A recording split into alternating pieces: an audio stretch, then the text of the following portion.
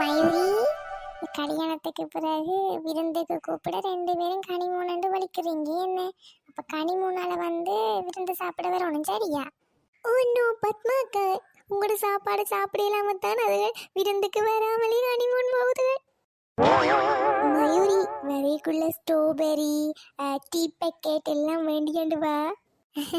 பத்மாக்கா, நான் 3 நாள் தன்னுவெளியாக போகிறோம். அது முடிச்சிட்டு எல்லார் வீட்டையும் வருவோம். என்ன கட்டாயம் இல்லாமல் வேண்டி கொண்டு தான் வருவேன். பாய் மயூரி, கவனமாக பார்த்து போங்க. மயூரி என்ன அமைதியாவே வார? நுவரெலியாவுக்கு போனா தான் குளிரில விரைச்சு பேசாம இருப்பினும் நீ இப்பயே விரைச்ச மாதிரி ஆயிட்ட.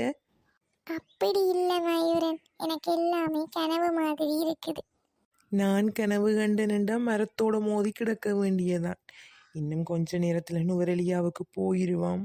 அதுல போய் பார்க் பண்ணிட்டு நாங்க கையை கொத்தண்டு நடந்தே போவோம். என்ன மயூரி? ரோஜா பூந்தோட்டம், காதல் வாசம், காதல் வாசம். அட பைத்தியமே மயூரி, எலும்பு எல்லாரும் நம்ம பார்க்க போயின்னு எலும்பு. பூவின் இதழெல்லாம் மௌனராகம், மௌனராகம். ஓ, தமிழ்ல சரிகமப்பாக்கு பாட வந்திருக்கிறா, பாடிட்டு நிற்கிறா. எல்லாரும் இங்கே தான் பார்க்கணும் மயூரி. நட ஃபாஸ்ட்டாக வெளியே போவோம்.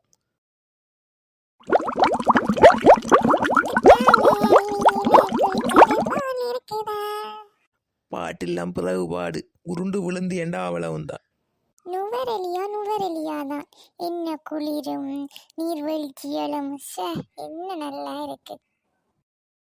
மயூரி, இதுதான் சீதா எலிய கோயில். வடிவா கும்பிடு. நாம இனி நல்லா இருக்கணும் 2 பேரும் வாழ்க்கையில் என்று சொல்லி. ஓ மயூரன், சீதாவை இங்கதானே கொண்டு வந்து வச்சிருந்தேன்னு சொல்லுவாங்க. நல்லா இருக்கு. என்ன மயூரன், தேயில தோட்டத்தால் நடந்து போறது. ரெயினுக்கு பாய் காட்டு மயூரி. பாய். மெண்டல், சும்மா சொல்ல குழந்தை பிள்ளை மாதிரி செய்யுது.